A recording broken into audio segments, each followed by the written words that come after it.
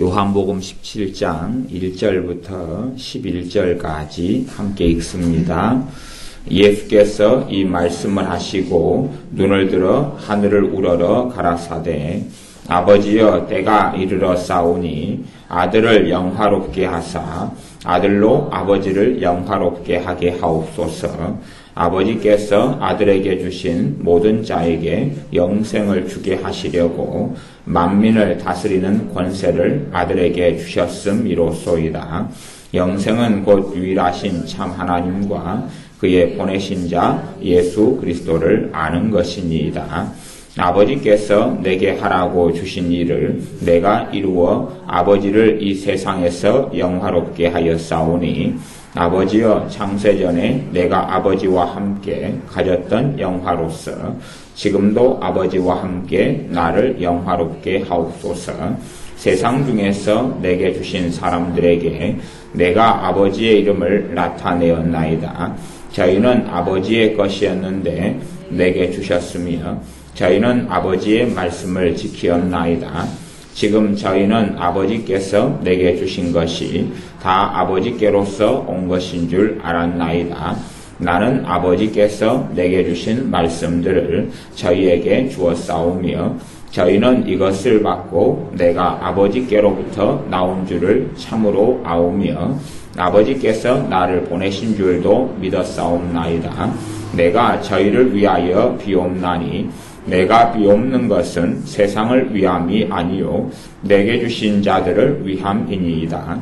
저희는 아버지의 것이로소이다. 내 것은 다 아버지의 것이요 아버지의 것은 내 것이온데 내가 저희로 말미암아 영광을 받았나이다. 나는 세상에 더 있지 아니하오나 저희는 세상에 있사옵고 나는 아버지께로 가옵나니 거룩하신 아버지여 내게 주신 아버지의 이름으로 저희를 보전하사 우리와 같이 저희도 하나가 되게 하옵소서. 아멘. 오늘은 기도에 대해서 특별히 기도 가운데 기도의 균형에 대해서 말씀을 나눕니다. 기도의 균형이라는 것은 우리의 삶 속에 우리의 기도가 한쪽으로 치우쳤을 때에 우리의 기도는 힘을 잃고 우리의 기도 가운데 성령님의 역사하심이나 도우심이 현저히 혹은 점차적으로 약해지는 것을 이야기합니다. 그래서 우리의 기도 생활 속에서 반드시 기도의 균형을 이루는 것을 꼭 배워야 됩니다.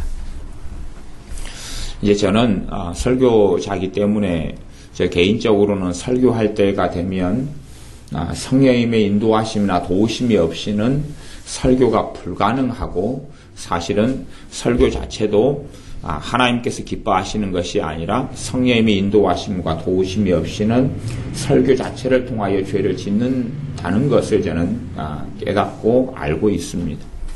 근데 한편으로는 이제 제가 제 자신을 볼 때 어떤 문제를 가지고 있냐 그러면 기도 생활을 할 때에 많이 제 힘으로 기도하려고 하는 것을 저는 겪고 체험합니다. 다시 말하면 믿는 신자들의 이 기도 생활에서 문제점을 제가 꼽노라면은 기도 생활이 불이 꺼져가거나 아니면 기도 생활을 하지 않는 문제, 또 내 힘으로 기도하는 문제, 기도의 불균형의 문제, 또 정욕과 탐심을 인하여 잘못 기도하는 문제, 이제 이런 문제들이 굉장히 많이 있을 거예요.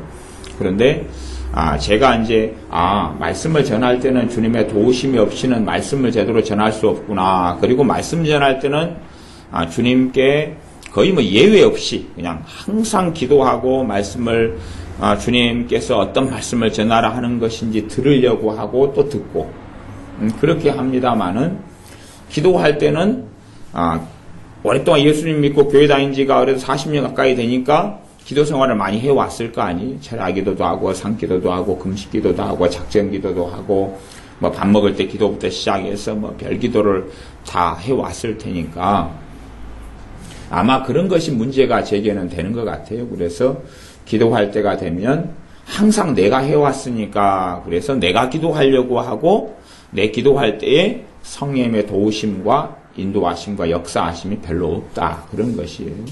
그래서 제가 느끼고 깨달아야 할 것이 있다면 기도 생활이 내 힘과 내 능력으로는 철저히 불가능하구나 하는 것을 제가 말씀, 설교 전하는 것에 비추어서 그렇게 생각하고 깨달았습니다. 여러분들도 반드시 아셔야 되는 것은 기도 생활을 위해서 기도를 하셔야 한다는 사실이에요. 기도의 불이 꺼지거나 기도가 잘 안 되시는 분들은 기도를 그렇게 시시때때로 하십시오. 기도 생활을 도와달라고, 주님 제게 기도 생활의 은혜를 달라고, 기도하는 은혜를 달라고, 기도 생활에 주님 도와달라고 그렇게 기도를 계속 하셔야 됩니다. 시시때때로 식사하실 때도 주님 내 기도 생활에 은혜 주십시오. 도와주십시오. 길 걸어가다가도 문득문득 기도 생활에 은혜 달라고 그렇게 기도하다 보면 기도할 수 있는 은혜가 찾아옵니다. 그러나 내가 억지로 막 기도를 쥐어짜서 하고 만들어서 하고 막 하려 그러면 그냥 시간은 어떻게 겨우겨우 그냥 고문처럼 힘든 것처럼 시간은 어떻게 보낼 수 있겠습니다. 아니면 기도 생활하면서 그냥 버팅기기, 앉아서 버티다 보면 성령님의 역사하심과 임재하심과 도우심과 기도 생활에 은혜 주시는 것이 있는 건 사실입니다. 그러나 그러한 경우들은 사실은 쉬운 길은 아닙니다. 그래서 꼭 기도 생활을 놓고 기도를 하셔야 된다. 그 말입니다. 기도 생활에 은혜를 달라고 기도를 꼭 하세요.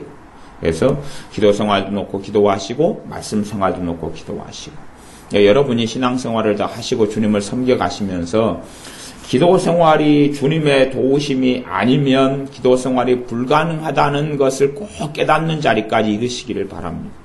또 하나님의 말씀을 읽고 깨닫고 생명의 양식을 먹는 것도 주님의 도우심이 아니면 또 주님의 영인 성령 하나님의 도우심이 아니면 하나님의 말씀을 통해 꼴을 얻고 믿음이 성장하는 것도 불가능하다는 것을 꼭 깨달으셔야 됩니다. 기도 생활이 신앙의 연수나 또 기도하는 연수가 많아지면 기도가 더 잘 된다면 그건 아마 정상이라고 생각할지 모르겠습니다만은 기도 생활은 하나님과 나와의 관계이기 때문에 절대 신앙의 연수가 많다 그래서 기도 생활을 잘할 수 있는 건 절대 아닙니다. 그건 여러분이 다 겪지 않습니까? 기도 생활 신앙생활 1년 하면 기도생활을 조금 한다. 신앙생활 한 5년 하면 더 잘하게 된다.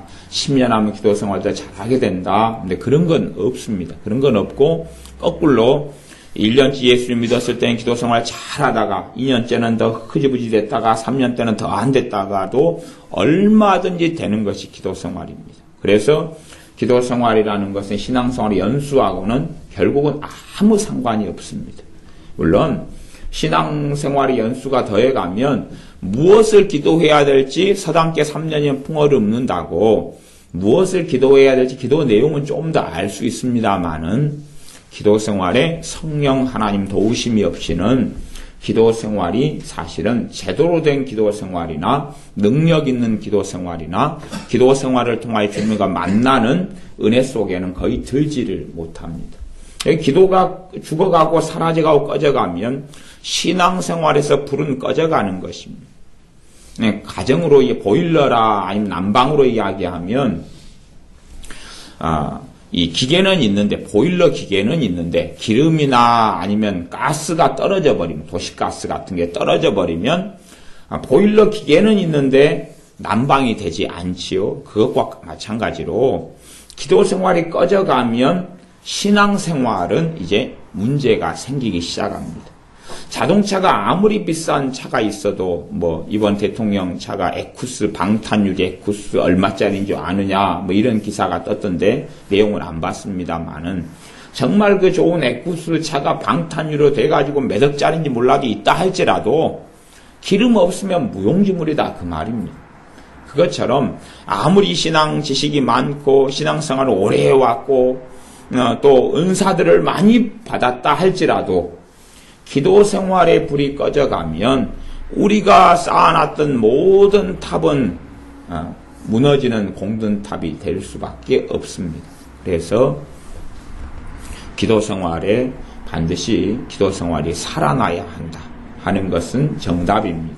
근데 기도 생활을 여러분이 억지로 힘을 다하여 살리려고 해도 결코 쉽지가 않습니다. 우리의 생활에 이 마귀의 역사, 더러운 귀신들의 역사가 얼마나 틈탔는가 그렇게 알 수 있는 몇 가지 방법이 있는데 그 중에 크게 한 두 가지만 말씀드리면, 하나는 평안이 없고 항상 초조하고 불안하고 긴장되고 답답하고 살기 싫고 짜증나고 뭐 이런 유형이 나타날 수 있고, 또 다른 것은 여러분이 마귀 역사가 많은 사람들, 마귀의 공격을 많이 받는 사람들은요, 이제 여러분이 직접 찬양하는 시간이 아니라 예를 들어 찬양을 들어요. 찬양을 듣고 여러분이 가만히 앉아있다 그러면 막 갑자기 욕이 떠오르거나 안 좋은 생각이 지나가거나 이렇게 막 또 갑자기 주님을 욕하고 싶은 마음이 드는 사람도 있고 그래요. 진짜로 그런 문제 때문에 제가 상담하는 사람도 꽤 많았습니다. 자기는 예수님을 믿는 사람인데 예수님에 대한 욕이 입에서 나오는 거예요. 예수님에 대한 욕이 나오고 욕설이 지나가고 그런 일이 수시로 벌어지는 거예요. 그런데 여러분이 가만히 평안하게 있다가 이렇게 찬양을 듣거나 그래 보시면 여러분 안에 뭔가가 좋지 않은 생각, 마음, 감정이 지나간다 그러면 무엇보다도 사단의 공격을 여러분은 많이 받는 것이고, 또 나아가서는 여러분 자신의 몸을 마귀에게 많이 내어줘 버린 것이, 내어줘 버렸기 때문에 몸 안에 이 육체 안에 영혼이 있는데 그 안에 생각이든지 감정이든지 마음이 공격을 많이 받는 것입니다. 이제 겨울이 다 지나가고 새 봄이 되었습니다만은 아직도 좀 춥습니다. 그러면 집을 가로막는 울타리, 벽, 지붕 같은 것이 없다면 찬바람이 그대로 집 안에 들어올 것 아닙니까? 그것처럼 내 자신이 죄의 마귀에게 많이 넘겨져 버리면 이제 생각의 울타리도 없어지고 마음의 울타리도 없어져서 원수 마귀가 주는 것이 많이 밀려 들어오게 됩니다. 그래서 내 자신의 몸이나 마음이 죄의 또 더러운 귀신들, 마귀들에게 얼마나 많이 내어줘 버렸느냐를 알 수 있는 방법 중에 하나가, 가만히 입 다물고 찬양이나 들어보거나 다른 사람 기도하는 소리를 들을 때 되면 욕설이 지나가고 의심의 말이 지나가고 막 불쑥불쑥 생각이나 마음에 막 떠올라요. 이런 사람들은 사실은 굉장히 좋지 않는 자리에 있습니다. 신앙생활 가운데 아주 위험한 자리에 있거나 수시로 어느 곳에든지 원수 마귀의 공격을 받는다 하는 것입니다. 말하자면 내 삶 속에 역사하는 더러운 악한 영의 역사가 드러난다 그렇게 말할 수도 있어요. 보통 때는 표시가 안 나다가 기도를 할 때 되거나 아니면 찬양을 듣거나 부르거나 그럴 때 문득문득 떠오르고 들면 그때에 내가 주님께 가까이 가려고 그럴 때 찬양을 부르거나 듣거나 기도하거나 성경을 읽으려 하거나 그렇게 하나님께 나아갈 때에 그때 우리의 삶 속에 침입해왔고 역사하는 더러운 악한 영의 역사가 드러나는 것입니다. 이게 믿는 사람은 이런 일이 없어야 됩니다.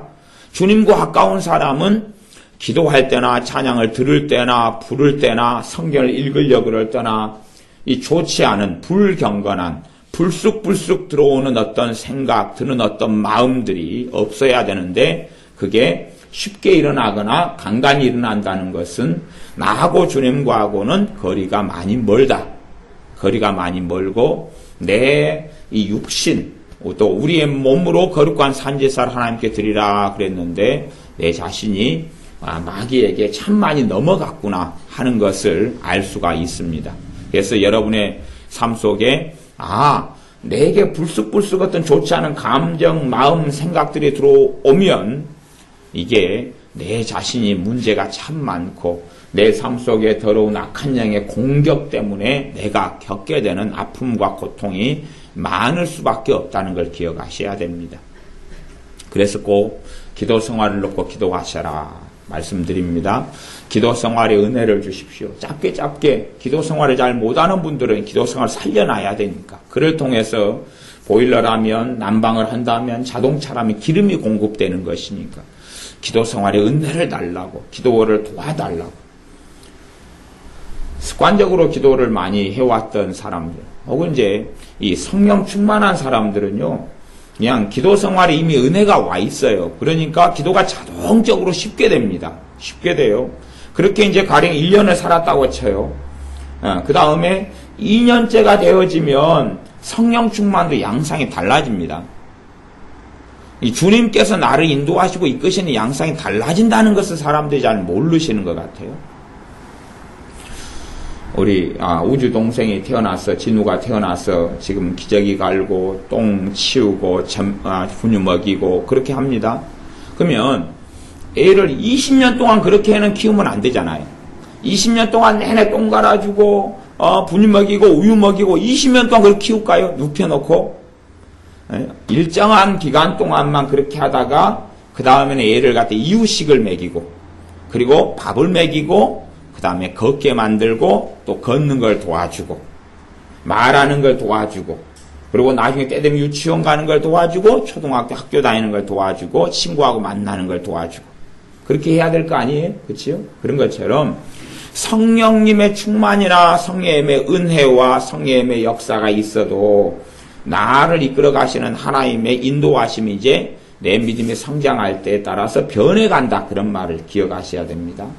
이게 내 성령 충만이 성령 충만하다고 쳐요. 우리 기도 생활이 잘 됐어요. 이제 한 해가 성령 충만이 지나고 그 다음에도 성령 충만해요. 그런데 기도 생활은 잘 안 돼 버릴 수도 있어요. 이상한 이야기 같습니다만은. 근데 기도 생활이 왜 안 돼 버리냐 그러면 성령 충만이 없어졌다기보다는 내가 지금 과거의 방식으로 하나님과 관계를 맺으려고 그런다, 그런 말이에요. 그전에는 자동적으로 기도하는 은혜가 와서 나를 이끌어 갔는데, 그 다음에 믿음의 성장함에 따라서 그 은혜가 작동하는 원리가 좀 달라지기도 합니다. 내가 내 힘으로 이제 어릴 때는 은혜가 와가지고 그냥 기도했기 때문에 내 힘으로 기도하는지 주님의 도우심으로 기도하는지가 불분명하고 그렇게 함께 갔습니다만은, 믿음이 좀 성장한 다음부터는 습관적으로 기도하거나 내 힘과 능력을 의지해 기도할 때 되면, 이때는 어느 정도 믿음이 성장할 때부터는 주님이 이걸 안 기뻐합니다. 성령 충만이 그대로 있다 할지라도 기도가 잘 될 수는 없어요. 왜냐하면 그 어릴 때 모양대로 내 힘으로 그냥 은혜를 의지해가지고 내가 했던 입에서 나오는 대로 줄줄줄줄 한다면 우리는 20살 돼도 똥기저귀를 못 떼는 어린아이에 불과하게 됩니다. 50살이 돼도 똥기저귀를 차고 있는 어린아이가 되기 때문에 어느 때부터 기도를 인도하시는 성령의 역사는 달라집니다. 어느 때부터 달라져요. 이제 한 보름 좀 지났죠? 진우가 태어난 지가. 그러면 얘를 지금은 우유 먹이고 분유를 먹여요. 근데 좀 더 시간이 흘러가면 분유를 떼고 우유를 떼야지. 계속 20년, 50년 동안 분유 맞으면 애는 죽습니다, 그냥. 영양의 불균형으로 죽고 말아요. 몸은 크고 자라가야 되는데 일정하게 우유를 먹을 기간을 넘어서서는 그걸 먹이면 더 몸에 해롭다, 그런 말이에요. 그것처럼 믿음 생활도 내가 이제는 주님의 전적인 도우심으로 기도 생활을 할 수 있는데, 어느 성령 충만과 은혜의 때에, 그 다음에는 이제 그 은혜에 있어서 내가 적극적으로 주님 앞에 겸비하고 엎드리고 내 힘으로 기도할 수 없다는 그러한 제대로 된 자각과 지혜를 얻어서 주님을 기도 생활에 의지할 때에 이제 다시 그 성령 충만 기도의 은혜가 다시 작동하고 역사합니다. 다시금 내 습관적으로 기도하려고 그러면 기도의 은혜가 있다 하더라도 믿음이 좀 성장한 사람들에게는 기도의 은혜가 작동을 하지 않아 버려요. 그 다음에 내가 내 힘으로 기도할 수 없다는 것을 깨닫고 주님을 기도 생활에 의지하고 기도의 은혜를 구하는 사람에게는 그 은혜가 작동합니다. 이게 사실은 이러한 어떤 기도의 영적인 원리라는 것은 여러분이 주님과의 관계에서 배워가셔야 돼요. 배워가셔야 되지. 제가 기도에 대한 책을 봐가지고 깨닫게 되는 것도 아니고, 저도 주님과 관계에서 배워가서 가르쳐 드릴 수밖에 없는 부분이에요. 이게 제가 누구에게 배운 문제가 아니라 주님과 기도 생활 하다가 깨닫게 되고 말씀을 알게 되어서 가르쳐 드리는 거지, 누군가에게서. 제가 어떤 분들을 만나면 그런 이야기를 참 많이 하시더라고요. 내게는 좋은 지도자가 없어서 또 좋은 목회자를 만나지 못해서 못 배웠다. 어쩌면 좋냐. 그런 이야기를 많이 하시. 근데 보혜사 성령님께서 나의 지도자, 나의 선생님께서 내게 임하여 계시다는 사실입니다. 그분께서 너희를 진리의 길 가운데 인도하신다 그랬는데 자신에게 임하여 계신 성령 하나님으로부터는 그러면 배우지 않고 있다. 그런 이야기지요. 자기 중심, 자기의 힘과 자기의 노력, 자기의 머리로 신앙생활을 하는 거지요. 이제 요한복음 17장 1절부터 이 마지막 26절까지는 우리 주님의 기도가 나옵니다. 주님의 기도 생활 가운데 지금 17장 1절부터 11절까지만 읽었는데요. 이걸 제가 약간 구분을 하자면 17장 1절부터 5절까지가 주님께서 주님 자신을 위한 기도가 1절부터 5절까지가 나와요. 주님 자신을 위한 기도. 그 다음에 6절부터 26절까지는 제자들을 위한 기도가 나옵니다. 그러니까 26절이라는 많은 분량이 주님께서 기도하는 내용을 실어 놓았습니다. 17장 전체가 주님의 하나님 아버지께 기도한 내용이었습니다. 근데 그 중에서 26절 가운데 1절부터 5절까지는 주님 자신을 위해 기도하셨고요. 그 다음 6절부터 마지막 26절까지는 그 21절, 21절이라는 데는 분량은 주님의 제자들을 위해 기도하셨습니다.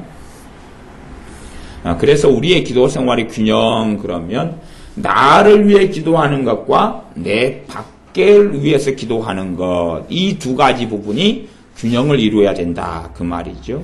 나를 위한 기도만으로 치중해버리면 문제가 생깁니다. 나를 위한 기도만으로 치중해버리면 문제가 생긴다. 왜냐하면 주님이 그 기도 생활을 기뻐하지 않기 때문에 기도 생활에 성령의 도우심과 역사나 은혜가 소멸돼 갑니다. 나를 위한 기도로 치중해버리면 문제가 생겨요. 나를 위한 기도와 나 외에 다른 사람들을 위한 기도가 균형을 이루어야 됩니다. 물론 어떤 양식과 어떤 퍼센티지로 어떤 프로테지로 균형을 이루어야 되느냐 그런 것은 정답표는 성경에 제시하지 않고 그건 없습니다. 여러분이 도대체 어느 선까지 균형을 이루어야 될지는 여러분이 직접 체험하시고 겪고 여러분이 아셔야 됩니다. 물론 정확한 정답표가 있다면 좋지만 그건 존재하지가 않습니다. 가령 기도 생활을 좀 이제 시작하시는 분들은 기도의 기본적인 규칙을 배웁니다. 기도의 규칙이다 그 말은 그냥 기도 생활을 할 때에 기본적으로 해야 될 것. 그러니까 우리가 아이들이 자라갈 때 되면 아이들에게 하루 양치질 해라. 그리고 잠자기 전에 화장실 갔다 와라. 옷 입어라. 속옷 갈아입어라. 하나씩 가르치잖아요. 양말 신어라. 가르치잖아요. 그 다음 가르친 다음에는 이제 자녀들에게 어느 정도 성장하면 자기가 알아서 한다. 그런 말이에요. 알아서 해요. 기도 생활의 가장 기본적인 것은 감사기도 해라. 아니면 찬양과 경배기도 해라. 그 다음 회개기도 해라. 그 다음 간구기도. 우리의 필요를 위해서 기도하고 중보기도. 그런 기도 해라. 이런 이제 기본적인 걸 가르쳐요. 맨 처음 찬양과 감사, 그 다음 회개기도, 그 다음 간구기도. 간구기도 안에는 나를 위한 간구, 내 가정을 위한 간구, 그 다음에 나라 민족이나 타인 교회를 위한 간구. 이런 가장 기본적인 내용을 가르칩니다. 그렇게 해서 이제 기도 생활을 배워가서 찬양과 감사기도, 회개기도, 간구기도 이게 쭉 해와요. 어린 신앙 때는. 그러다 믿음이 좀 성장했는데 다시 그 모양으로 또 기도를 하면 기도가 잘 안 됩니다. 기도가 잘 안 돼요. 왜냐하면 그건 어린아이의 옷이기 때문에 그렇습니다. 근데 그걸 계속 유지하려는 사람들이 있어요. 왜냐하면 교회 중보기도 모임이나 중보기도 단체나 교회 기도 세미나나 그러면 또 그걸 또 가르치거든요. 그러니까 믿음이 어린 사람은 그걸 듣고 기본을 딱 잡아야 되고 믿음이 성장한 사람은 그걸 벗어나야 되거든요. 어릴 때는 베네저골이 있고 기저귀 차는 것이 기본인데 좀 나이가 들면 베네저골도 벗고 기저귀도 벗고 옷도 갈아입어야 되는 것이에요. 신앙의 성장에서는. 고린도전서 13장 말씀은 내가 어린아이 때는 말하는 것이 어린아이와 같고 생각하는 것이 어린아이와 같다가 장성한 자가 되어서는 어린아이를 벗어노라 그랬습니다. 시편의 기도를 해보면 기도 한 번의 기도 전체가 감사만 하고 딱 끝나버려요.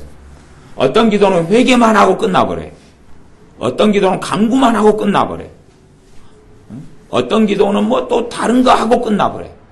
말하자면 믿음이 성장하고 자라가면 이제 성령님께서 기도 생활 가운데 나를 어떤 부분에 인도하시냐가 중요하게 된다. 그런 말이. 어떤 부분에 인도하시냐가 중요하게 되는 거지.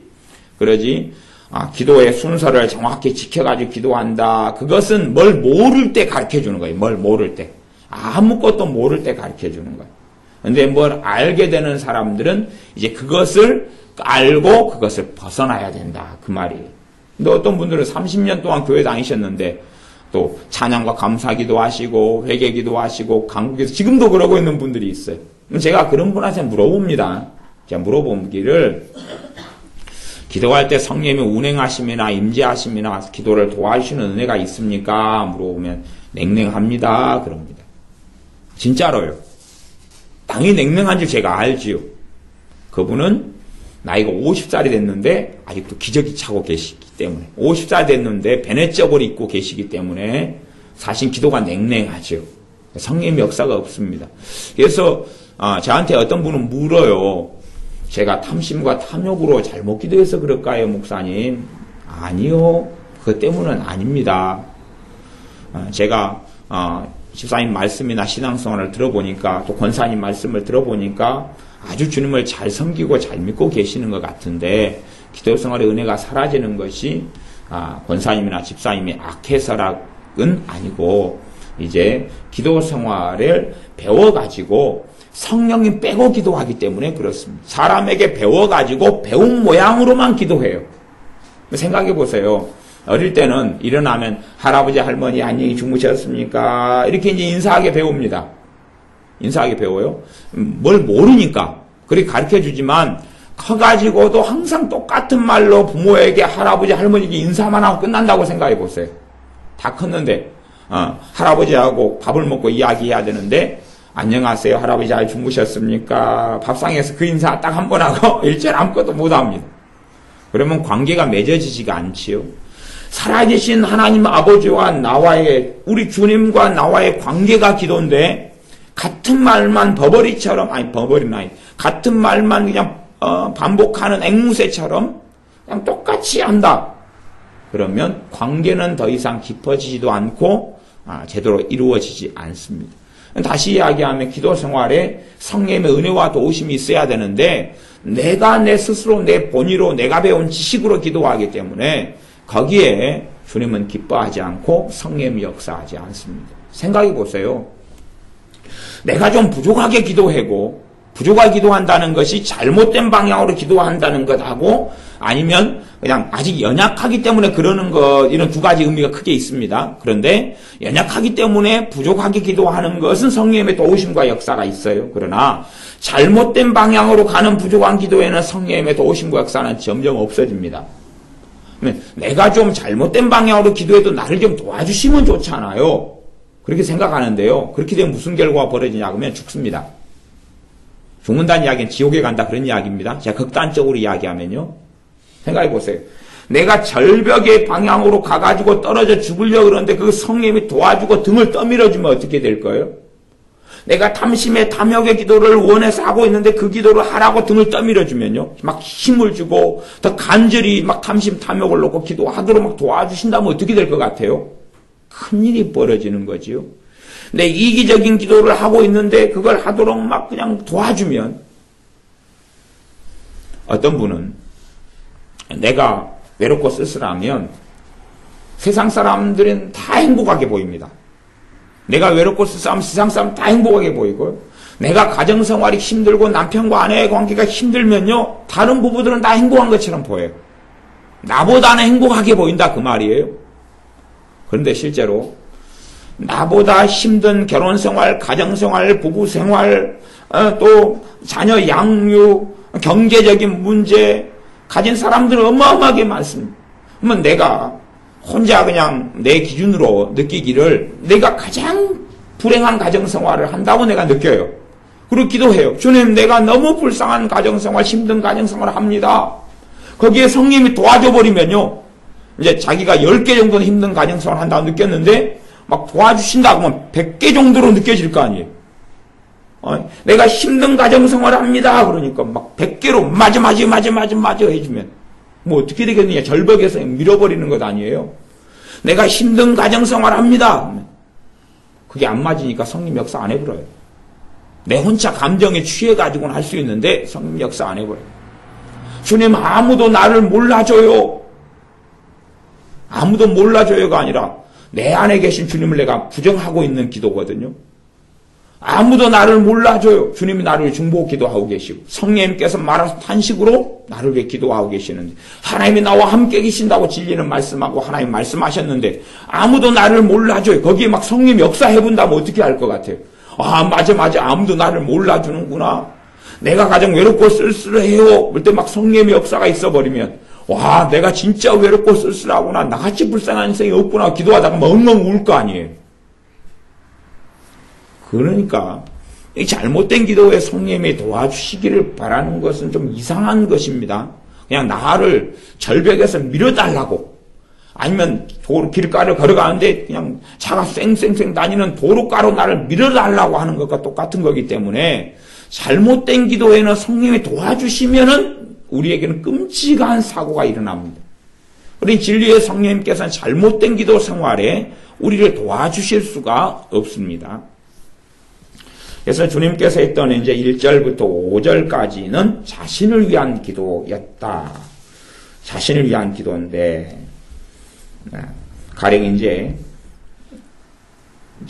17장 5절만 간략하게 봅니다. 아버지여 창세전에 내가 아버지와 함께 가졌던 영화로서 지금도 아버지와 함께 나를 영화롭게 하옵소서. 창세전이라 그 말은 영원한 이 땅의 지구나 문화나 사람이 만들어지기 그 전부터 하나님 아버지와 우리 주님께서 예수 그리스도인 주님께서 함께 하셨던 그 영광으로서 이제 나를 영화롭게 해달라. 다시금 이제 곧 내려놓았던 전능하신 하나님의 권세 영광을 다시금 찾으시겠다는 기도지요.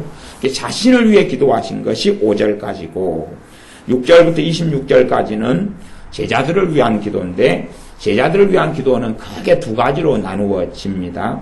첫 번째는 뭐냐 그러면 17장 9절에 보면 내가 저희를 위하여 비옵나니 내가 비옵는 것은 세상을 위함이 아니요 내게 주신 자들을 위함이니이다. 이게 주님의 제자들을 위해 기도하는 거죠. 그 다음 17절 6절에도 세상 중에서 내게 주신 사람들에게 내가 아버지의 이름을 나타내었나이다. 그러면서 이제 이 사람들은 8절에 내게 주신 말씀들을 주었고 그들은 믿고 있습니다. 그 다음 11절에 이제 내용은 좀 보면 나는 세상에 더 있지 아니하오나 저희는 세상에 있사옵고 나는 아버지께로 가옵나니 거룩하신 아버지여 내게 주신 아버지의 이름으로 저희를 보전하사 저희를 보전해달라 그러면 저희를 보전해달라. 우리와 함께 저희도 하나가 되게 하옵소서. 제자들을 위하 기도합니다. 이 기도를 약간 이제 한두 걸음만 더 들어가서 살펴보면 개별적으로 기도하지 않았다 하는 것을 알 수가 있어요. 그러니까 제자들 12명, 물론 이제 저희를 보전해달라 하는 기도에는 열매가 나타났지만 주님을 떠난 한 명, 가룟 유다에게는 이 기도가 해당 사항이 없었습니다. 주님을 배역하고 떠난 사람들, 이렇게 주님의 제자들을 위해서 기도했는데 이 기도가 가룟 유다에게는 역사하지 않았습니다. 나머지 11제자에게는 주님의 기도가 역사했고 능력 있게 이루어졌는데 가룟 유다 주님을 부인하고 배신하고 떠난 사람들에게는 기도가 역사하지 않았습니다. 초대교회에 때론 성인 남자만 5,000명씩 주님께 돌아왔습니다. 또 성령 세례를 받고 충만을 받고 기도가 터지고 방언을 하고 기도 생활이 살아났습니다. 기도에 아예 전무할 정도로 신자들이 살았습니다. 그러면 예루살렘을 위해서 얼마나 많이 중보기도 했겠습니까? 그러나 강팍하고 하나님을 원치 않는 사람들에게는 그 기도의 열매가 나타날 수 없었습니다. 그리고 예루살렘은 AD 70년에 로마에 의해서 멸망당했습니다.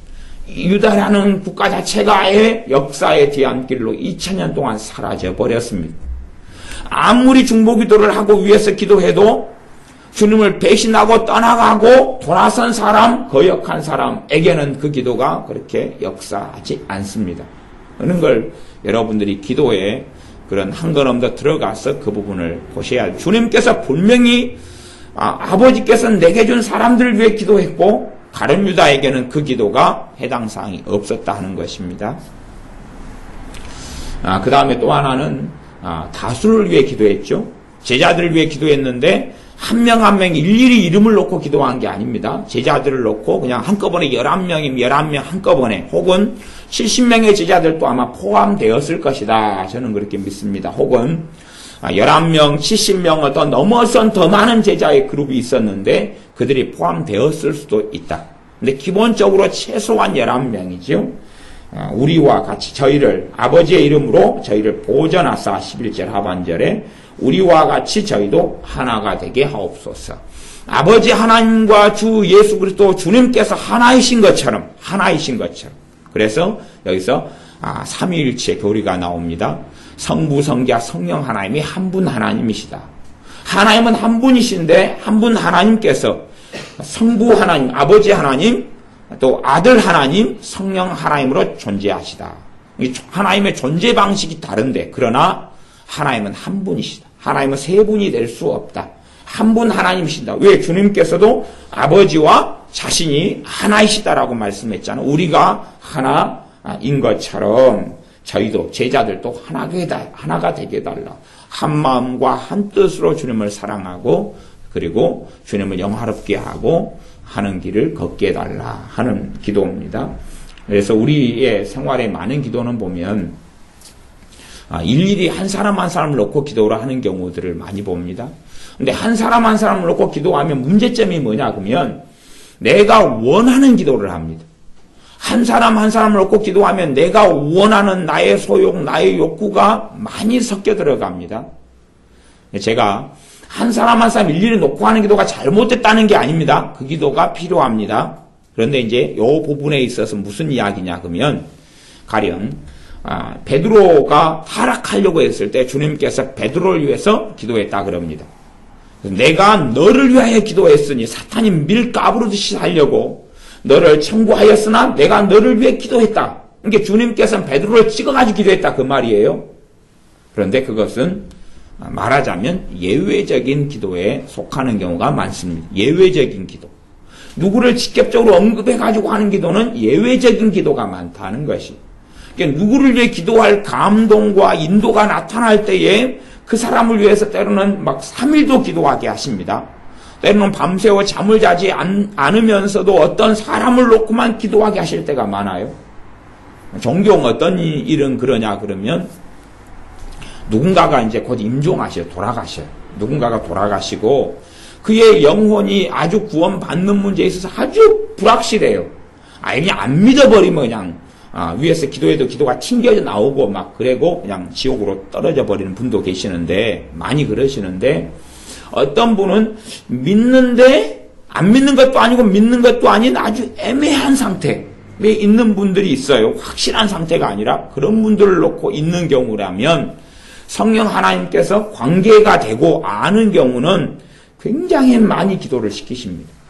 때로는 막 한 이틀 또 일주일도 기도를 시켜요.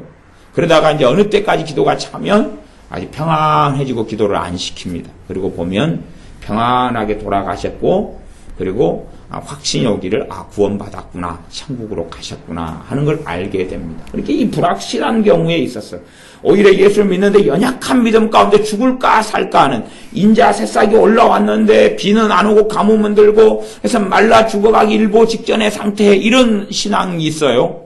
여기서 마귀가 공격이 있고 그다음에 바람이 불고 햇빛이 더 쨍쨍 비춰버리면 죽어버릴 수 있는 애매한 상태에서 그 상태에서 인생이 더 길게 된다면 다시 주님께 돌아올 수도 있겠지만 이제 생명이 며칠이 안 남았을 때는 주변에 깨어있는 사람들, 기도생활 하는 사람들에게 성령이 감동하고 역사하십니다. 근데 유감스럽게 실제적으로는 그 사람의 믿음이 아주 불확실하거나 아니면 안 믿는데 예수님 믿을 마음이 있어요. 마음이 열려 있는데 그 사람 주변에 아무도 성령의 인도를 받아 기도하는 사람이 없어요.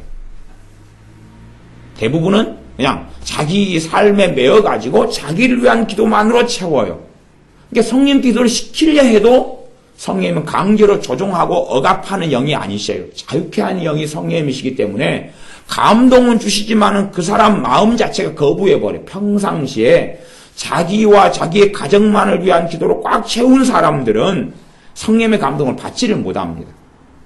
받지 못하게 호두 껍질처럼 딱딱하게 굳어 있어요. 그러니까 호두 껍질에 여러분이 물을 부어 보십시오. 한번 호두에다가 물을 부어보면 물이 호두 껍질 안에 들어가는가를 보세요. 물이 안 부어지는 게 아니라 강팍한 사람일수록 하나님께서 물을 은혜의 담비를 부어도 은혜를 못 받는 것은 호두 껍질처럼 강팍하고 단단하면 하나님은 은혜를 안 부은 게 아니에요. 아마 호두를 갖다가 물 속에다가 그냥 오래 담가야지 물이 조금 스며들어갈 거예요. 그런 것처럼 아니면 이제 씨가 연약하고 뭐 이러면 조금 물에 담가놔도 쑥 젖어버려요. 종이같이 이렇게 스펀지같이 이런 것은 조금 담가버려도 물만 조금 뿌리면 바로 빨아들여 버리잖아요. 이게 마음이 열려있는 사람과 강팍한 사람을 위한 기도는 하늘과 땅 차이의 결과를 맺습니다. 그리고 강팍한 사람을 위한 기도는 정말 오래 해야 되죠. 정말 오래 해야 되고 사실은 열매를 거둘런지 안 거둘런지는 모릅니다. 왜냐하면 그 사람의 마음을 열면 그 기도가 역사할 것이고 닫아버리면 역사하지 않을 거기 때문에 열매를 맺을런지 안 맺을런지 장담은 못합니다. 그러니까 우리의 자녀를 위한 기도라도 자녀가 마음이 열려져 있고 앙광팍하고 그리고 부드럽고 그러면 그 기도는 더 강력하게 역사합니다마는 내 속으로 낳은 자식이라도 강팍하고 그리고 복음에 대해서 거부하고 하나님을 섬기기 싫어하고 이기적이고 자기중심적이면 사실은 기도를 예를 들어 한 20년 해도 열매를 못 맺는 경우는 다반사입니다. 이게 특별한 건 아닙니다. 그냥 아주 다반사로 쉽게 보는 것입니다. 자, 여러분들이 자기의 삶만 이렇게 보고 이 우물 안의 개구리 정저지화처럼 우물 안의 개구리처럼 자기 세계만 보면 넓게 보지는 못하니까 잘 모르시는데 믿는 사람들 예를 들어서 한 500명을 경험하고 1000명을 경험하고 한 5000명을 경험하고 이렇게 그 전체를 좀 들다 보면 제가 말씀드리는 것이 그래 맞구나. 믿는 사람이 가족 위해 기도하는데 대부분이다 그러면은 한 7, 80% 그러니까 응답받지 못하는구나. 가족 구원이라는 게 결코 쉽지가 않구나. 어렵구나. 제가 그냥 가족 구원이 쉽다 그렇게 말하면은 위로는 되지요. 근데 거짓말이거든요. 위로는 되는데 거짓말이에요. 가족 구원은 진짜 어렵습니다. 근데 어떨 때 쉽냐 그러면 마음이 열려있는 가족을 위해서 기도할 때는 가족 구원은 너무 쉽습니다. 그런데 강파하고 다친 가족 자녀를 위해 기도하거나 부모 형제를 위해 기도하면 열매를 못 맺을 수도 있습니다. 그러나 하나의 정답은 있는데 아무리 강팍한 사람이라도 성령 충만한 가운데 깨어있어서 그의 영혼을 위해 기도한다면 그 사람은 반드시 구원받습니다.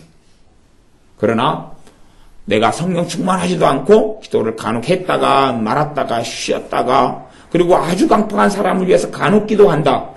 그러면 일반적으로 응답받지 못하고 그 사람은 구원받지 못하는 것으로 대부분 끝납니다. 제가 분명히 이야기했습니다. 성령 충만하고 그를 위해서 내가 정말로 주님의 사랑으로 간절히 사랑하면서 그 영혼을 위해 기도하면 어떻게 강팍한 사람이라도 구원받습니다. 성령 해방죄를 짓지 않고 그리고 한 번 믿었다가 히브리서 말씀에 있는 타락해서 다시는 회개할 기회가 없다 하는 위에 속하는 사람을 제외하고는 반드시 구원받습니다. 인내로 그의 영혼을 건질 수 있습니다. 그러나 그렇지 않고 간혹 한번 지나가는 것처럼 기도하거나 아니면 당연히 하나님께서 내 자식들 구원해 주실 줄로 믿습니다 하는 그 정도 가지고는 강팍한 자녀는 다 지옥에 갑니다. 제가 그런 이야기를 할 수밖에 없어서 유감스럽습니다만은 실제가 그러합니다. 주님께서는 자신의 제자들을 위해 기도하셨는데 함께 이렇게 모여서 이렇게 그 11명을 함께 놓고 기도했다. 이게 기본적인 것입니다. 기본적인 것이 특별하게 어떤 사람을 놓고 기도를 시킬 때가 있는데 그때는 그 사람을 위해서 집중적으로 성령님이 인도하시고 기도를 시킬 때까지는 기도를 해야 됩니다. 또 심지어는 나를 위해 기도할 때도 내 어떤 특정한 문제를 놓고 기도를 시키실 때가 있어요. 그러면 그 특정한 문제를 놓고 기도를 시키시는 것이 끝날 때까지 계속 기도를 해야 됩니다. 유감스럽게 많은 믿는 사람들이 기도의 은혜가 없는 이유 거꾸로 이야기하면요, 내 기도 생활에 성령님이 얼마나 역사하신지 자체를 몰라버립니다. 내 기도 생활에 성령님이 역사하는지 안 하는지도 몰라버립니다. 또 내 기도 생활에 성령 하나님께서 어떤 기도 제목으로 인도하시는지도 경험도 없고 몰라버립니다. 그런 사람들은 뭐라고 이야기해야 될까요? 생명이 이제 말하자면 식물인간이다, 그렇게 설명할 수밖에 없습니다. 영적인 식물인간이다. 그러면 자기가 살았는지 죽었는지 몰라요. 식물인간은 의식이 없잖아요. 아니면 어떤 식물인간은 그냥 의식만 살짝 있어요. 근데 기계의 힘에 의해서 심장이 돌아가고 호흡을 해야 되고, 그런 것처럼 성령님의 역사나 이끌리심이 아주 어린 신자는 모를 수가 있는데, 믿음이 좀 커가고 기도하는 사람은 그걸 알아야 되는 것이에요. 그걸 알아야 돼요. 제가 설교를 할 때 되면 성령님의 인도하심과 이끌리심을 저는 설교 가운데는 거의 대부분 다 합니다. 그래서 성령님께서 하라고 주신 말씀을 뭔가를 캐치를 하고 이걸 전하라 하는구나 하고, 또 전하라는 메시지는 받았는데 그것하고 맞는 정확한 말씀이 찾지 못하고 깨닫지 못했을 때는 약간의 빈트가 어긋날 때도 있어요. 주신 말씀하고 성경 말씀이 정확하게 일치를 해야 돼. 일치를. 왜냐하면 성경 말씀과 더불어 하나의 메시지가 와버리면 편한데, 메시지가 오고 말씀은 이제 제가 깨닫고 읽고 하는 것을 찾아야 될 과제가 생기는 경우가 좀 많거든요. 그래서 어떤 주님께 주신 메시지를 다 전했다, 그리고 그 정도 다 했다 그러면 말씀이 끝난 다음에나 아니면 전하고 있는 중에나 저로 하여금 성령 하나님께서 알게 하십니다. 알게 하셔요. 그런데 기도도 사실은 마찬가지예요.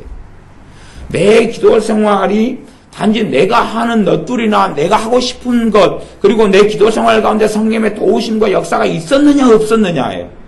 반드시 기도 생활에 성령의 역사나 인도하심이나 이끌리심이나 어떤 기도 제목을 주셔서 기도하게 하시는 거나 도우심이나 이걸 아셔야 돼요. 아셔야 되고, 사실은 말하자면 정확히 알아야 돼요. 믿음이 더 성장한 사람들에게 말씀합니다. 내 기도 생활에 성령의 인도나 역사를 못 누리고 있다. 그러면 사실 정상적인 신자는 아닙니다. 이게 정상적인 신자라는 이야기는 어린아이가 커가고 성장하면서 정상적으로 건강하게 크는 아이가 있고, 아이가 어느 때 10년 동안 아이가 키가 안 커버려요. 아니면 3년이 지났는데 몸무게가 하나도 아닌데, 자라가는 아이인데 늘지를 않아 버려요. 아니면 아이가 이제 점점 눈이 안 보여져 가요. 그러면 문제가 있을 거 아니에요? 그런 것처럼 기도 생활에 있어서 주님을 믿는 믿음에서 믿음이 성장하고 자라가면 기도 생활에 성령의 역사하심이 어떻게 나타나는지, 어떤 기도 제목은 성령이 기뻐하시는지, 어떤 기도는 안 기뻐하시는지, 어떤 기도를 할 때는 성령의 역사를 안 하시는지, 어떤 기도할 때는 성령이 역사하는 것도 같고 안 하시는 것도 같고 애매모호한 상태인지, 그런 것을 알게 되셔야 한다, 그런 말입니다. 너희는 주께서 기쁘시게 할 것이 무엇인가 시험하여 보라 그랬어요. 시험하여 보라. 우리 최입사님이 찬양 인도를 하시는데, 아마 찬양 인도하는 분들은 식구들은 다 아실 거예요. 어떻게 찬양 인도할 때 되면 성령님이 강하게 역사하시고, 어떤 곡으로 인도하면 성령님이 강하게 역사하시고, 어떤 건 약하게 안 하실 때도 있다, 그런 거예요. 그래서 찬양 인도하는 입장에서 어떤 곡을 선정해가지고 찬양 인도했는데 성령 역사를 안 하고 찬양을 부르는 사람도 굉장히 힘들어 버려요. 그러면 이제 알게 되죠. 내가 지금 이 곡은 잘못 선택했구나. 그러고 또 어떤 곡은 했는데 아주 강한 성령 역사가 있고, 부르는 사람도, 인도하는 사람도 은혜가 있고, 또 함께 부르는 이제 성도님들도 은혜를 받고 그래요. 정말 성령 인도 따라 곡을 잘 선택했구나. 또 그것만이 떠나서 내가 진짜 주님을 지금 찬양하고 있구나. 함께 또 마음을 합쳐 주님을 찬양하고 있어. 하나님이 찬양을 받으시는구나. 제가 신방을 어떤 가정에 가서 특별한 일입니다만은, 어떤 가정에 가서 신방을 들어보면 특별한 일이라는 것은 항상 벌어지는 일은 아니다, 그 말이에요. 보통은 이제 특별한 게 없는데, 어떨 때는 어떤 가정에 가서 찬양을 제가 불러요. 제가 찬양 노래 부르기를 싫어하니까 찬양을 불러요. 부르면 간혹 가다가 찬양이 하나님께 상달이 안 되는 것을 느껴요. 찬양이 하나님께 올라가질 않네. 그리고 예배를 하나님께 드리는데 예배가 하나님께 올라가지 않는 걸 느껴요. 특별한 일이다 그랬습니다. 간혹 가다가 예배를 예를 들어서 수십 번을 드리면 한 번 신방 가서요. 그러니까 그런 경우 느껴요. 그래서 이게 지금 이 가정에 심각한 문제나 심각한 마귀 역사가 나타났구나. 물론 마귀 역사가 많다고 하나님께 예배가 안 올라가는 일이 벌어지는 건 아닙니다. 이게 특별한 상황이다 그랬습니다. 근데 그런 걸 느끼면 그에 맞추어서 처리를 합니다. 그래서 어떨 때는 이제 집안에 우상이 들어온 경우는 사실은 거의 즉각적이더라고요. 우상이 들어온 경우는 예배가 하나님께 상달이 되지를 않아 버려요. 제가 느껴요. 예배 인도자로서 설교자로서 알아요. 그냥 어떤 집은 우상 이런 하나님 기뻐하지 않는 우상들이 들어온 하루방이라든지 있잖아요. 그 다음에 달마도가 어떤 집에는 또 들어와 있고 그래. 달마도가 들어와 있고 또 옛날 반야신경 백장아리 같은 거 이런 게 유행했던 적이 있어요. 그런 게 들어오거나 그러죠. 또 어떤 집에는 마리아상을 갖다 놓거나 예수님상을 천주교 신자 갖다 놓고 이런 것들이 있어요. 그 다음에 저는 성화 같은 걸 별로 좋아하지는 않습니다. 카페에는 성화가 좀 올라와 있는데 그런 것은 그냥 어떤 분이 이제 선물로 줘가지고 하는 것인데 저는 별로 그렇게 탐탁치 않게 생각하는데 개인적으로는요. 근데 어떤 예수님의 모습과 그림을 저는 흐릿하게 그냥 기본적인 그림만 좀 원하지 얼굴 형태가 뚜렷하고 그 얼굴이 다 가짜고 거짓말 얼굴이거든요. 근데 어떤 집에는 성화가 이렇게 크게 걸려 있는데 그 그림을 통해서 우상이 되고 마귀가 역사해요. 그러니까 하나님께 예배가 올라가질 않아 버려요. 그런 일들이 벌어지면 이걸 처리할 수밖에 없어요. 근데 영적인 감각도 없고 성령님이 자기 예배를 도우시고 내 예배를 하나님이 받으신다는 것도 알지도 못하고 모르지도 못하고 내 기도에 성령 역사하시는 것을 알지도 못하고 깨닫지도 못하고 인도도 못 받고 그리 되면 사실은 아주 심각한 자리에 있는 것입니다. 여러분의 기도 생활 가운데 이 기도를 했더니 하나님이 정말 기뻐하시는구나. 이 기도를 했더니 주님이 받으시는구나. 그래서 제게 여러분들이 기도 생활에 대해서 문의를 해오셔서 제가 답변을 하거나 그럴 때에 종종 했던 말씀이 기도의 균형에 대한 이야기입니다. 지난번에 집회에서도 녹음은 안 했는데 기도에 대한 균형에 대해서 1시간의 말씀을 전했어요. 기도의 균형.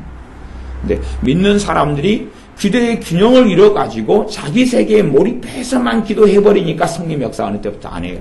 이 자기 세계라고 정의하는 것은 그 다음에 나하고 자식하고 일치화가 됐으면 자식까지도 지금 내 세계입니다. 내 세계, 내 울타리, 나를 향한 내 방향으로 향하는 기도예요. 내 자식, 손주도 이제 내하고 연결되니까 내 가족의 울타리가 어느 울타리까지인지 가족의 울타리까지가 나를 위한 기도예요. 내가 주님을 닮아가게 해달라. 내게 은혜를 달라. 또 아까 제가 권면해 드렸죠. 기도 생활 은혜 달라 꼭 기도하셔야 된다. 그것도 다 나를 위한 기도예요. 거룩하고 참 좋은 기도인데 내가 죄를 더 깨닫게 해달라. 주님을 더 알게 해달라. 말씀을 더 깨닫게 해달라. 다 나를 위한 기도예요. 물론 거기에 물질 문제, 재정 문제, 건강 문제도 다 들어가겠지만 그런 기도 다 해야 됩니다. 근데 내 가족, 내 자식, 나를 위한 기도만으로 몰입해가면 어느 때부터는 성령 역사를 안 해버립니다. 왜냐하면 그 방향에 성령 역사해버린다면 아마 그 사람은 죽을 때까지 그것만 놓고 기도할 거예요. 그럴 것 아닙니까? 나와 내 식구들만 위한 기도를 계속 하는데 거기에만 성령 계속 역사해버리신다면 어떻게 될 것 같습니까? 극히 이기적으로 변해버립니다. 사람은요, 남의 팔이 잘려도 내 손가락이 가시 박힌 게 더 아픕니다. 안 그러겠습니까? 성령의 역사하심으로만 남이 팔이 잘릴 때 그 아픔을 일부 느끼게 됩니다. 그러지 성령의 역사하심이 아니면 내 친척이 돌아가셔도 나하고는 상관이 없습니다. 내 친척이 자살해 죽어도 나하고 별로 상관없습니다. 그냥 감히 제 사촌형이 자살해가지고 죽어서 장례식장에 갔는데 눈물만 그냥 한 방울 나오더라고. 눈물만 한 방울. 사촌형이니까 얼마 잘 알겠어요. 눈물만 한 방울 나오더라고. 그것 때문에 너무 심히 오래 슬퍼하는 것도 아니고, 사촌 형제간들이 한 4, 50명이 돼가지고 그런 부분들이 있을지 모르겠지만, 어쨌든 간에 그렇더라고 말이에요. 그러니까 다른 사람이 소경이 되고, 다른 사람이 팔이 잘리고, 죽고, 막 그래도, 내 손가락에 박힌 가시가 더 아픈 것이 본래가. 그래서 내 손가락에 박힌 가시 가지고 기도하는데, 거기에 성령의 감동이 있고, 감화가 있고, 막 역사하심이 있다면, 그럼 어떻게 될 것 같습니까? 그러면 자기 손가락 가시 박힌 것이 딴 사람 팔 잘린 것보다 더 아픈 거예요. 평생 그러는 거예요. 평생. 그 자기 손가락에 박힌 가시만 보고 맨날 그것만 기도합니다. 그러니까 그렇게 흘러가는 기도에 성령 역사하지 않으시는 게 당연하다는 걸 아셔야 됩니다.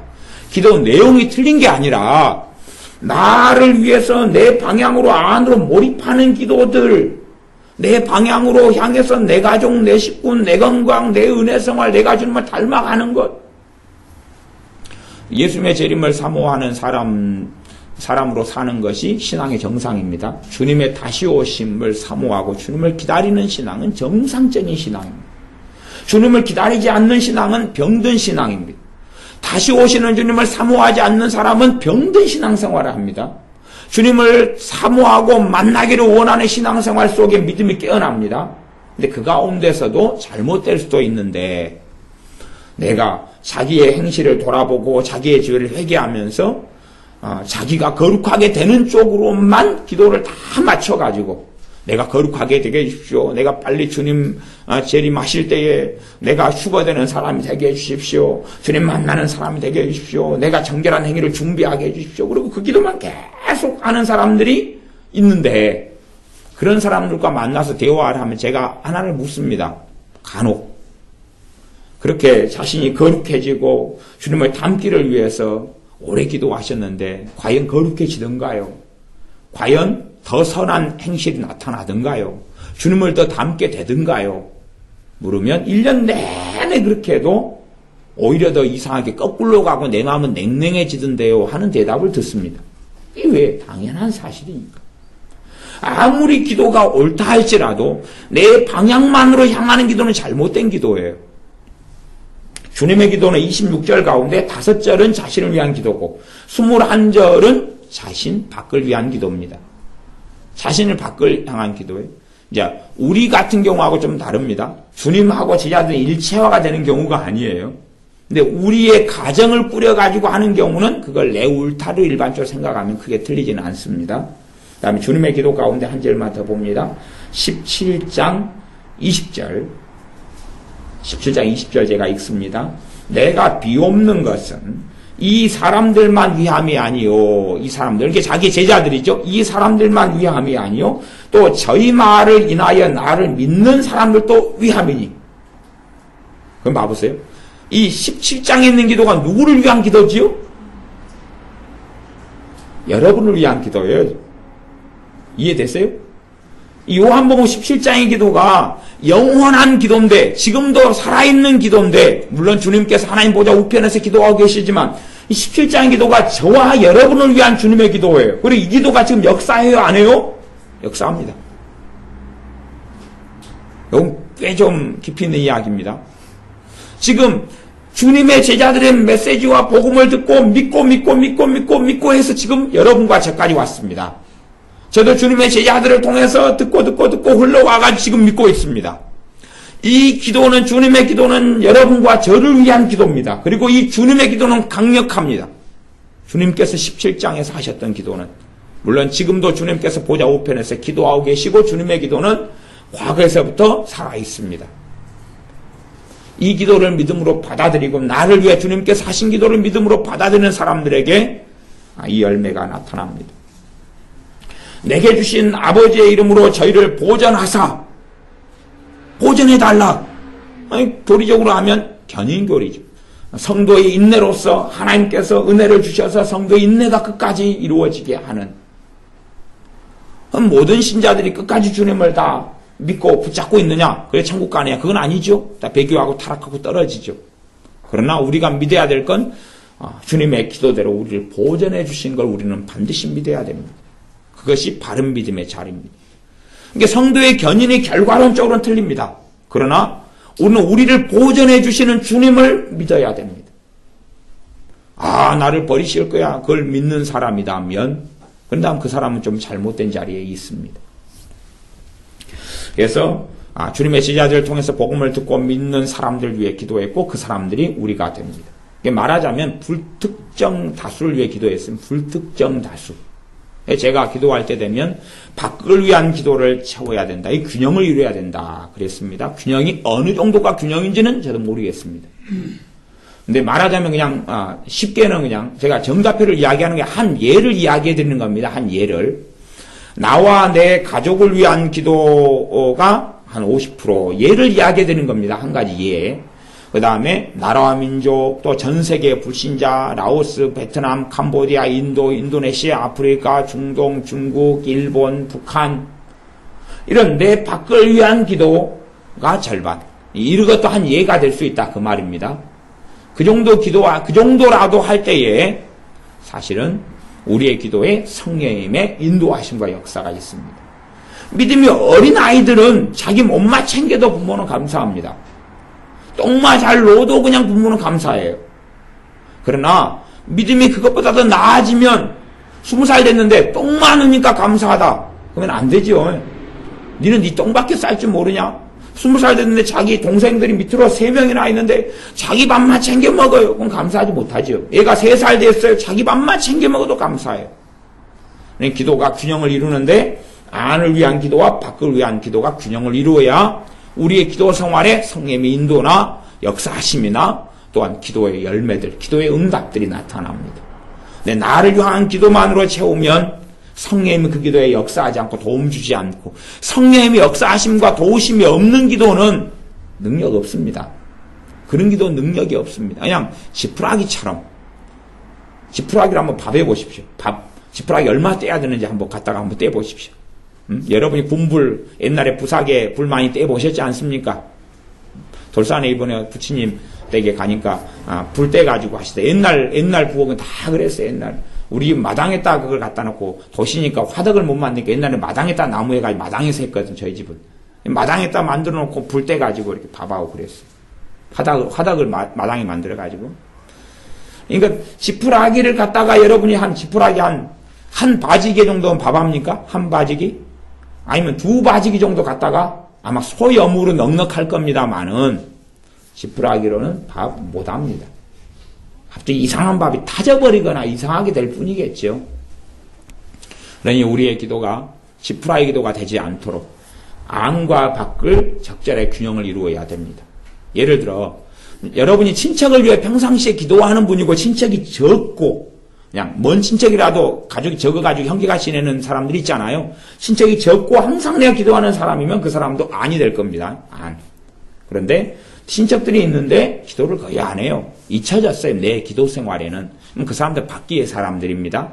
그래서 안과 밖의 균형을 이루는 기도. 주님의 요한복음 17장의 기도가 그 기도했다는 사실을 기억하시고 그 기도의 모델을 샘플을 보여주시면서 주님께서 내 기도처럼 나를 따라오느라 주님의 기도를 닮아서 그렇게 하라고 말씀하시는 겁니다. 주기도문만이 주님의 기도를 배울 수 있는 샘플이 아니라 그건 하나의 기본 모델이고 훨씬 더 많은 주님의 기도가 있습니다. 그래서 여러분의 기도 생활에서 반드시 기도의 균형을 배우시기를 바랍니다. 나아가서 기도 생활 은혜 달라고 꼭 기도하시고 또 기도 생활 속에 성령님께서 인도하시고 기뻐하시는 기도가 뭔지를 확인해 보십시오. 이 기도는 성령 하나님께서 역사하시는구나. 이 기도할 때는 도와주시는구나. 이 기도할 때 내 마음이 냉랭해지네. 이 기도는 틀린 기도는 아닌데 왜 성령님이 이 기도는 역사를 안 하시지? 하는 걸 세밀하게 여러분이 체험하시고 겪으셔서 기도 생활에서 풍성한 열매들을 기도 생활을 통해서 주님을 영광스럽게 하고 우리의 삶에 또 가정의 자녀들의 좋은 열매가 있고 기도 생활을 통해서 잃어버린 사람들을 주님께서 내 기도를 사용하셔서 구원하실 수 있도록 내 기도를 사용해서 북한의 동포들을 구원하실 수 있도록 내 기도를 사용해서 다른 교회들을 세우고 주의 종들을 세울 수 있도록 내 기도를 사용해서 전 세계에 아직 주님을 알지 못하는 사람들이 주님께 돌아오는데 주님께 쓰실 수 있도록 그렇게 기도하는 여러분들이 되시기를 바랍니다. 기도하겠습니다. 아버지 하나님, 우리가 주님의 기도를 통하여 기도 생활의 균형을 살펴보았습니다. 우리가 나를 위한 기도, 내 가족, 내 형제들만을 위한 기도, 특별히 내가 아프고 힘든 일이 있을 때 내가 생각하기에 서럽고 힘들다고 할 때에는 나를 위한 기도로 더 많이 집중적으로 몰입하고 살았습니다. 어떨 때는 그게 필요하지만 많은 경우는 그렇게 할 때에 성령의 역사하심과 인도하심이 사라졌는데도 불구하고 이를 깨닫지 못하고 살았습니다. 이 어리석음을 고백하며 회개합니다. 우리가 더 성령 하나님께서 우리의 기도에 인도하시며 역사하시는 것에 민감해지고 예민해지도록 도와주시옵소서. 또 기도하옵나니 기도의 은혜를 주시옵소서. 주님이 아니면 성령 하나님께서 돕지 아니하시면 우리는 기도할 수 없는 사람들입니다. 기도의 은혜를 주시옵소서. 기도의 은혜가 있어야지만이 우리가 기도의 열매를 맺습니다. 기도의 응답과 기도 생활을 통해 주님과 아름다운 관계 속에 들어가오리니 우리의 기도 생활에 은혜를 주시옵소서. 또한 성령님 지혜를 주셔서 어떻게 기도를 내부를 향한 기도와 외부를 향한 기도가 균형을 이루고 조화를 이루어야 될지를 알게 하여 주시옵소서. 예수님의 이름으로 기도하옵나이다. 아멘.